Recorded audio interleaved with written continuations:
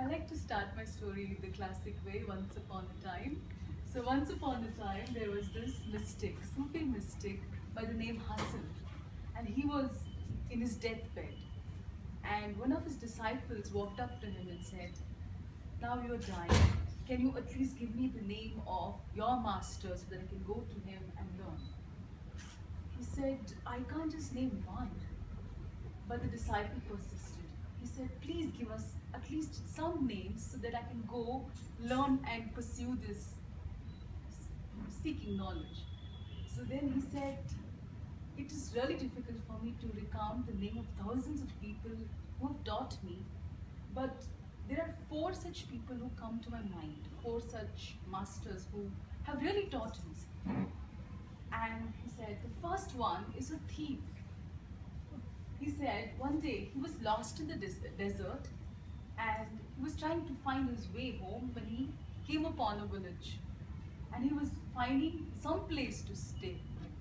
And as he went around, he saw that there was this man who was trying to dig a hole in the wall of the house. So he stopped him and he said, hello sir, I was trying to look for a place to stay. And the guy looked at him and said, you clearly look like a Sufi mystic. I'm a thief. Now I don't think you will be able to find a place to stay right now because it is too dark and there's not a soul on earth roaming around here. All the shops are closed. But if you don't mind, you can probably come with me and I can let you stay with me. The mystic hesitated. He was like, you would stay with the thief? And then he thought, now if the thief is not afraid of the mystic, why should the mystic be afraid of the thief? And he said, okay, I'll come with you. He thought he'd probably spend one night there. He spent around a month in the thief's house because the thief let him be. And he never interfered with his work. So he would rest when he wanted to, work when he wanted to, meditate when he wanted to, and the thief would never interfere.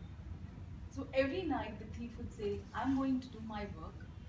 And when he came back, Hassan would ask him, so did you find anything today? And the thief would say, no, but God willing, I'm sure tomorrow will be a better day. I'll find something tomorrow. And then the same thing happened the second day. He would return and the mystic would ask him, did you find anything today? He would say, no, but God willing, tomorrow would be a better day. And he was all so hopeful every day and he would go on. But throughout the month, he returned empty-handed. But there was not a ray of despair on his face. He was always hopeful. Now, years later, the Sufi mystic was sitting there trying to meditate. But he was not finding God. He was not finding enlightenment. And he was reaching that moment of despair. And he thought maybe all this is a waste of time. Maybe there is no God. Maybe all this is false. The meditation, the prayer.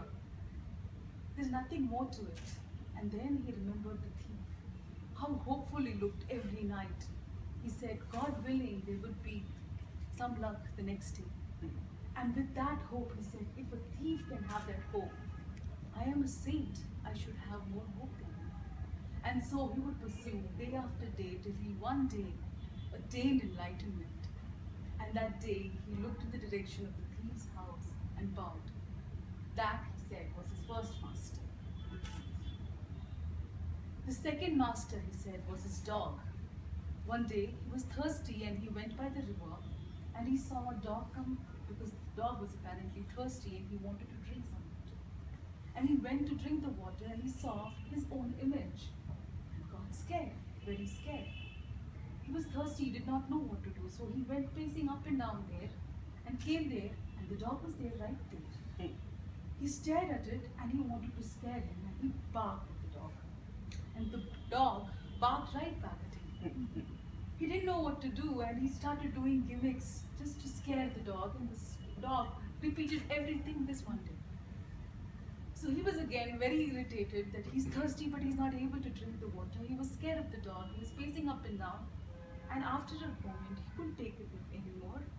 He was thirsty and the thirst got the better of him.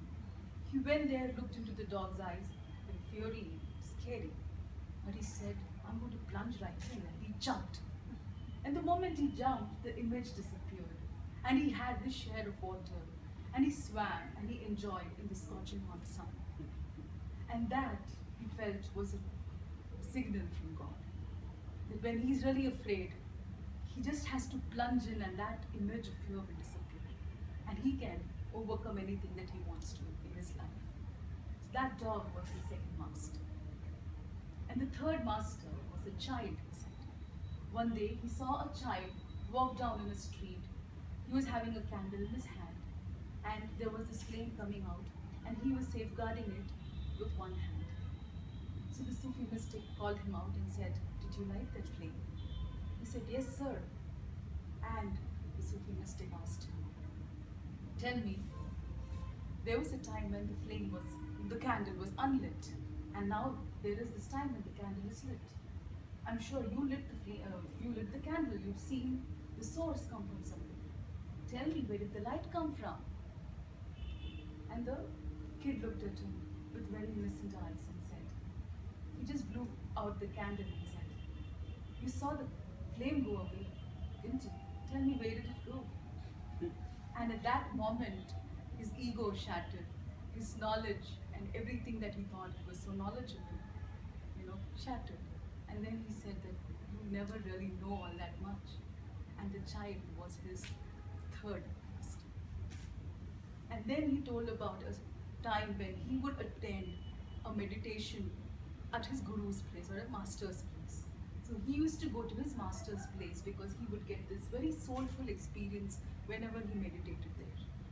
But the master had a pet cat, and the pet cat would come in the way every time they were meditating. So the master made it a point to tie the pet cat to the bed every time they meditated. So this had become a norm. Every time the students walked in, the cat would be tied to the bed and the meditation would start, and it would be always a very soulful experience. This went on, and after some time the master passed away, but the students continued coming to that house. And one of the students took the responsibility of tying the cat to the bed, and the meditation would pursue. Now, being a mystic, he had to travel the world, so he went around and he was there 5 years away from this place. And one day when he did return, he said, "I should go visit the master's house." And he was surprised to see there were throngs of people from faraway places who actually come to the meditation house. And he was surprised to see that it was not the meditation that brought them there. They all wanted to tie the cat to the bed.